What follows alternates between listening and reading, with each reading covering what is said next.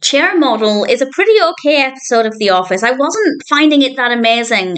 And then a couple of things happened that I absolutely adored.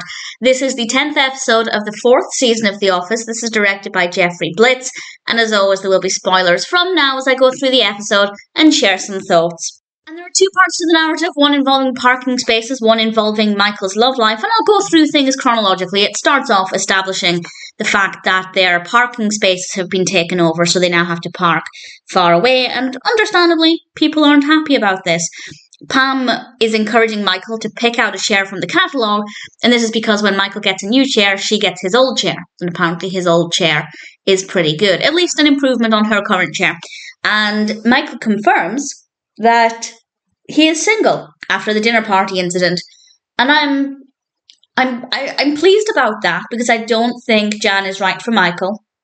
I've mentioned this many times, but a tiny part of me when I heard that was a little sad because as much as I don't like her with Michael, I think she's a very well written character, and I haven't looked ahead. I don't really want to know. I like the element of surprise with this. But I hope we see her again at some point. Maybe she's in it a lot, maybe she's never in it again. But I hope we get more of her, which I wasn't necessarily expecting to say. Michael, having only recently broken up with Jan, is ready to date again. And I guess he can feel his clock ticking a bit. And he asks everybody to write down the names of women he can date, which, first of all, don't give out other people's phone numbers. And, well, not everybody does, because he gets the phone number of Wendy, which, as soon as he said Wendy, something in me knew that it was a Wendy's phone number, as in the restaurant, the food chain. And Pam actually does give him a number, and he ends up going on a date with Pam's landlady. And Michael was a little bit rude. I mean, he was a bit rude to her, but also he kind of judged her based on her appearance. And part of me wonders if maybe he just isn't ready to date yet, and that's why the date was not very good. Or maybe it's just Michael. Who knows? Meanwhile, Andy and Kevin are trying to get their parking spaces back, which I'll talk about in a second. But then we have a conversation between Pam and Jim. And this did not go where I was expecting. Because Pam's talking about, well, her landlady. She's obviously just set her up with Michael, so she might have to move.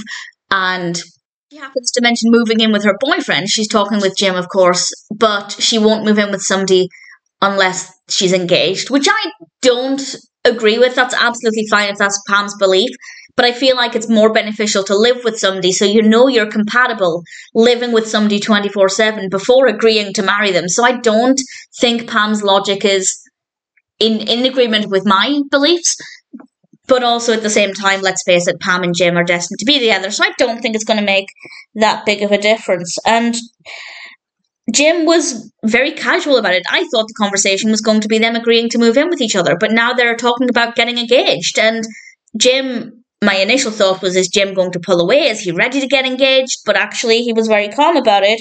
And then a second later, and this just, it blew my mind. I wasn't expecting it.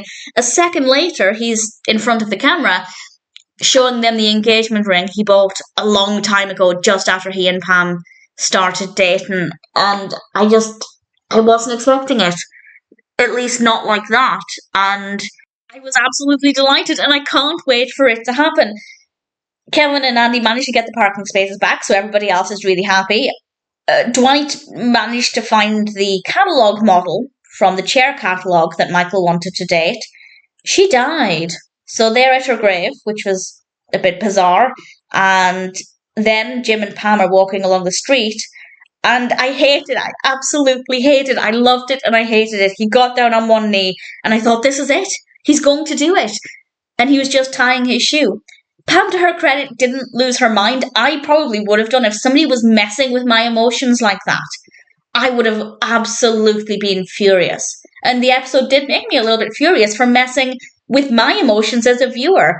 But we know Pam and Jim both like practical jokes and things. So I think Jim knew it was a safe thing to do with Pam, but I hope he doesn't keep doing it. And I don't think he will. I don't predict that. I think it would get old really quickly. But as long as the next time we see him on one knee in front of Pam, if he gets down on one knee, I don't think he has to if he doesn't want to. But the next time there's even a hint of a proposal, it has to be genuine. And part of me thinks he'll do it very quietly, like that, just randomly on the street when she least expects it. And part of me thinks, because he loves Pam so much, and he's wanted this for such a long time, he'll go all out and it'll be extravagant. And I think Pam would enjoy either way. So I'm keen to see what happens there. Very excited to see what happens there, but please don't keep messing with my emotions. And then we end the episode with Michael and Dwight singing at the chair catalogue woman's gravesite, which was a slightly bizarre way to end things, but it worked well enough. So as a whole, the episode is okay. It's not the funniest, but it's not bad. But those moments, certainly the moment with Jim and the ring, it made me very happy. Very, very happy. So looking forward to finding out what happens there. And ultimately, while it's never going to be my favourite episode of The Office, I thought Chair Model was still pretty brilliant.